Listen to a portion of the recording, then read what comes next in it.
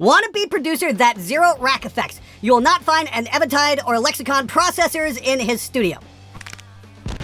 Wow, none of your business. I gotta say, I'm very impressed when the functionally illiterate attempt to insult me. Good job, man! Here's a little thing. You might not see it off camera. Yeah, please don't pay any attention to this giant-ass Neve console behind me. Apparently, I'm a phony, and I don't have any rack gear like all this stuff the camera's pointed at right now. That's just out of frame on that side. I've got it there, so it's easy to get to.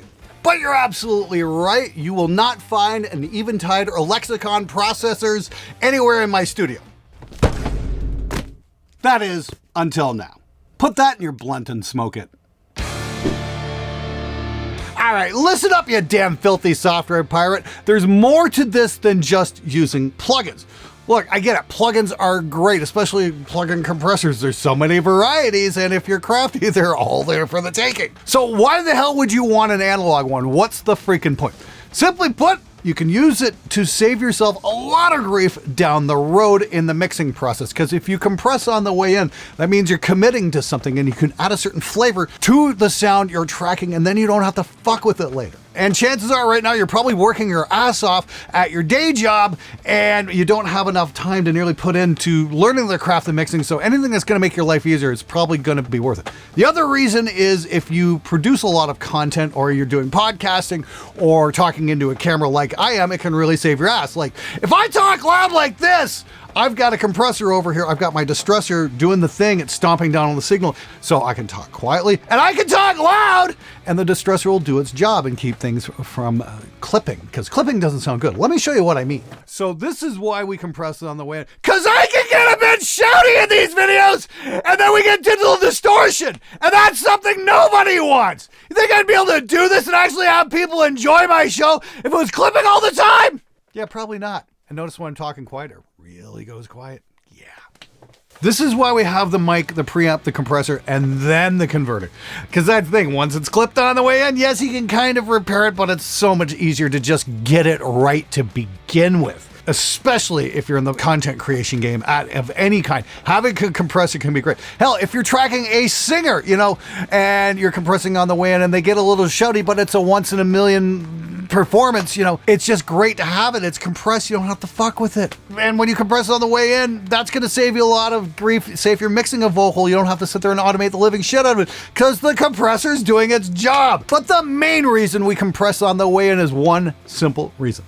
It makes shit sound cool. Let's check out the Omnipressor from Eventide.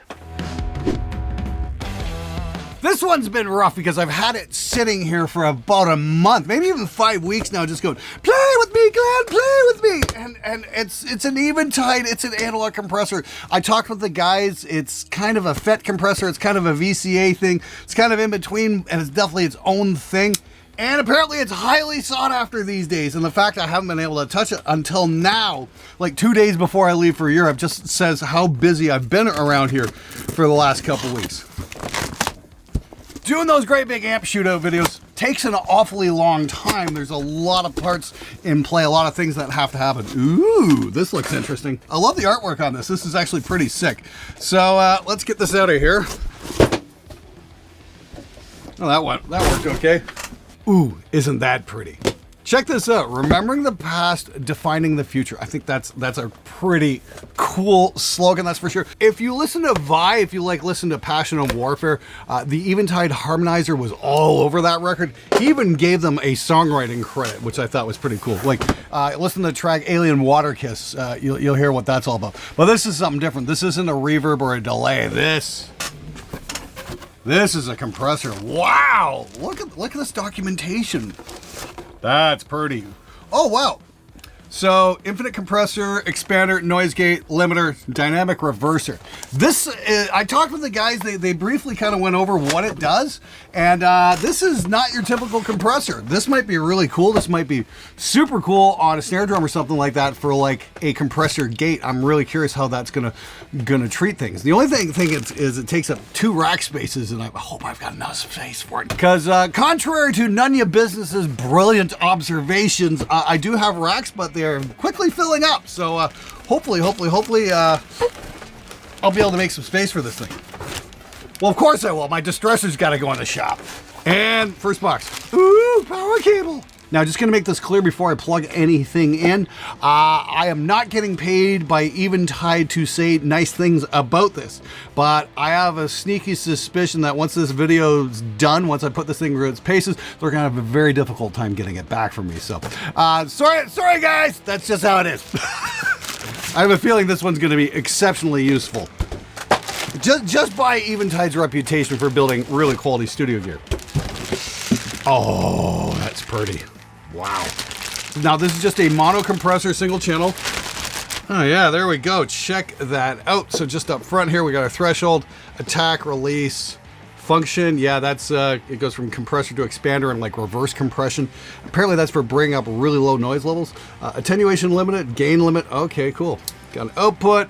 Oh, stereo link control if you can afford two of these things. I wish.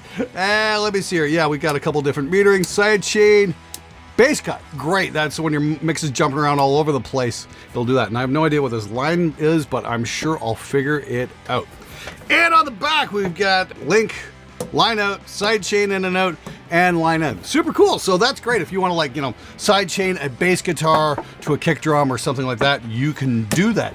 And I've got the routing capability on the console to make that happen, which is really sick as well. So it's something to keep in mind anyway. All right, so that's it out of the box. Gotta say, nice packaging job, guys. Now, for the fun part, I've got to pull the distressor out and get this thing into play, and let's see what it can do.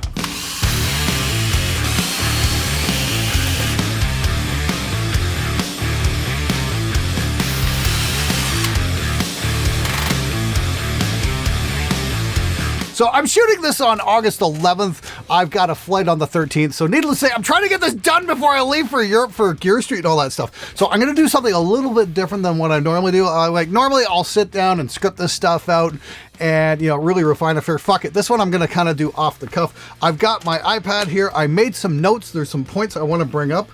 And just kind of go over it that way. For what the hell? Let's try it this way. Maybe you guys might like this more off the cuff style better. You tell me. I really want to hear from you. What do you like? Do you like the more scripted type videos? Do you like the more off the cuff style? I want to know because I want to keep you entertained. I want to keep you watching my stuff. Yes, my ulterior motive. Watch my videos. I always get that in the comments. Glenn, you just do this because you want people watching your videos. Really? Wow, nothing gets by you. Here's the deal. Okay, so why an analog compressor, especially in this day and age when the plugins have gotten so good? Oh yeah, by the way, there is an Omnipressor plugin. You can go get it at the Eventide website. It's like 150 bucks. I think they've got a free demo. If not, now, the Eventide's been around since the mid-70s. We took some notes here. The original run ran from 1974 to roughly 1979. Like a lot of cool things from the 70s, greedy people have gotten hold of them and put them online for sale. I mean, like, here's one for $6,500. Ooh, serviced. Yeah, buy that. You're going to get serviced right in the wallet. That's for sure. Let me see. Ooh, here's one at a bargain for $3,400. Damn. Here's another one, $37.39. Jeez, I'll take 7. God. Here's a real bargain, $2,700. Okay, cool, because I obviously had nothing better to do spend that kind of money. The insane thing is you can get a brand new one, brand new, 2,000 bucks. So do yourself a favor. You're interested in getting an Omnipressor, go hit up my friends over at Sweetwater. Talk to Jeff Allen, great guy, and he can hook you up with one. And they've got all kinds of financing stuff. I'm not sure exactly the details. They're not out to fuck over the musicians anyway, which is really cool. That's why I like working with those guys as well. So yeah, I get it though. $2,000 is still a lot of money for a lot of people. Here's the thing. I'll talk about this. I'm going to be doing a piece in a couple weeks about something called the Golden Channel. I'm going to be using the Omnipressor in conjunction with a couple other things. And this is something pretty much every small studio needs. And I'm talking to you fucking filthy software pirate. Yes, you might need some actual physical gear because it will make your life a whole lot easier, especially when it comes to mixing, if you get it right on the way in. And having an outboard compressor can definitely save you a lot of grief down the road. This is the thing. I bought my distressor in 2003 for $1,350 US at a Guitar Center, and it's wound up on nearly every single project I've ever done. It's wound up on my records. It's wound up on nearly 2,000 YouTube videos. To say I got my money's worth, Oh, fuck yeah, that's for sure. It's just been there, it's been reliable, and it's done the thing, and it's only up until now it started to crap out. So when they sent me an omnipressor, I'm like, great!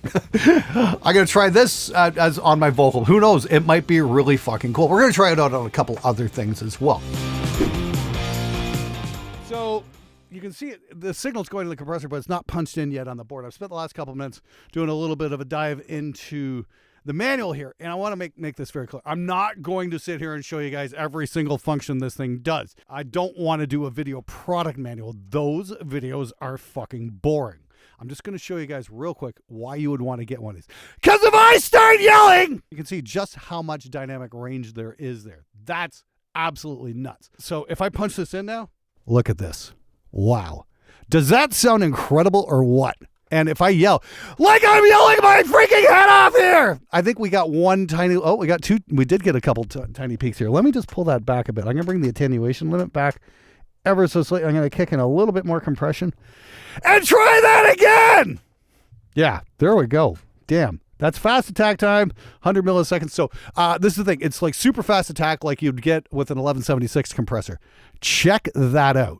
That is insane. Now, this gets really interesting here when we start bringing in the gain limit. This is going to bring up the soft stuff even more. You can just hear the noise come in. Like, you hear that hiss?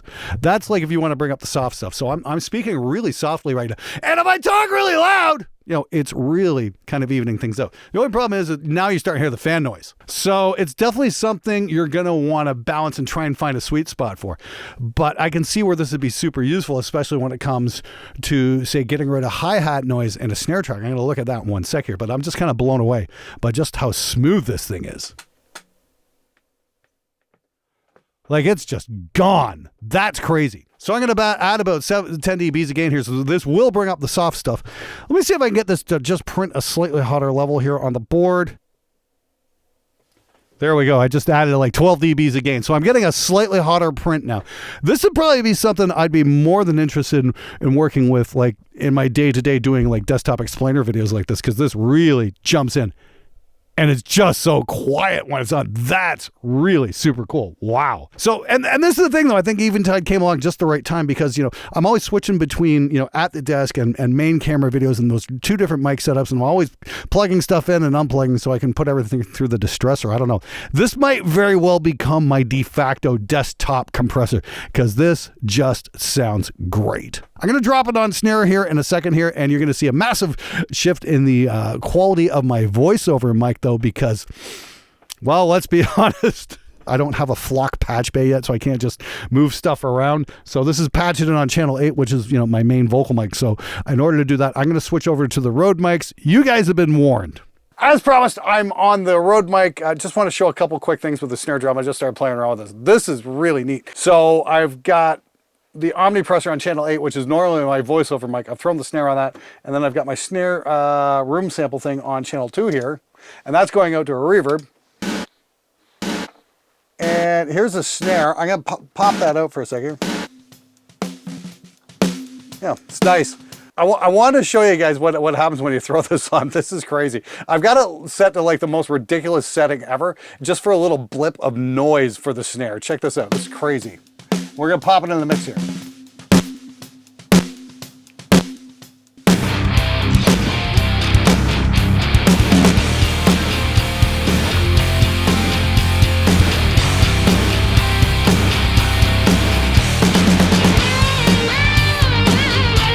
Yeah, that's just nuts right there. It's just like I said, I got this little blip and it really does something cool there. Pull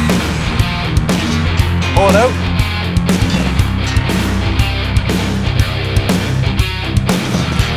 That's crazy. And that's the thing. I just set the thing up as a gate just to play with it. And because you start messing around with the function knob, interesting shit happens. And you start messing around with the release time and interesting shit happens. Like I got this thing soloed up. Okay, that's obviously a way more, you know, realistic snare setting. So that's just kind of as a gate. And if we turn this knob over, it becomes compression. Very cool.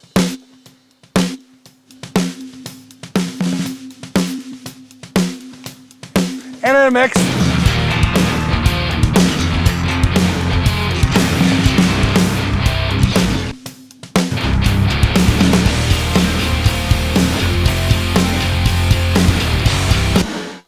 So it'll work as a gate, it'll work as a compressor. Generally, I don't like compressing the snare very much anymore these days. As I've switched over the board here, I've kind of changed my whole mixing style up. And it just makes the snares way more pleasant. So I kind of like this as a gate more than a snare compressor.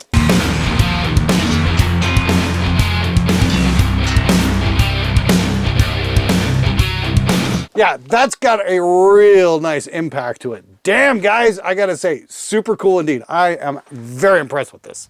All right, that's my first look at the Eventide Omnipressor. Got to give a great big shout out to the Eventide guys for sending it to me, because I got to say I'm extremely impressed. I love what it is doing for my voice right now. That is just amazing. One more time. So we're gonna pop that out and then drop it back in. And I mean, like, listen to that. That's just instant FM radio soft listening. I mean, check it out. Good evening, and you're listening to Candlelight and Wine on WANK Radio, Toronto, Ontario. You know, it's just got that kind of sound. It's so cool. Like I said, I'm just kind of getting my feet wet with it. I'm sure you're going to hear it on about a million more demos on this show on various sources. So stay tuned for that if you want to hear more of it, because it's definitely going to happen. Gotta say, super impressive. Go get yourself one today. Go talk to Jeff Allen at Sweetwater. Tell him I sent you. And drop by the Eventide website and say, hey, Patrick, Glenn sent us here to check this out. So go take a look, go read up on it a little bit more, and go check out the software as well if you want to take a look at what it can do there. Gotta say though, super impressive by Eventide. Definitely stands up to their name, that's for sure. The fact that it's available now for a lot cheaper than it's going on the used market, that's even better. All right, that's it for today's episode. That's all I got. So fuck off!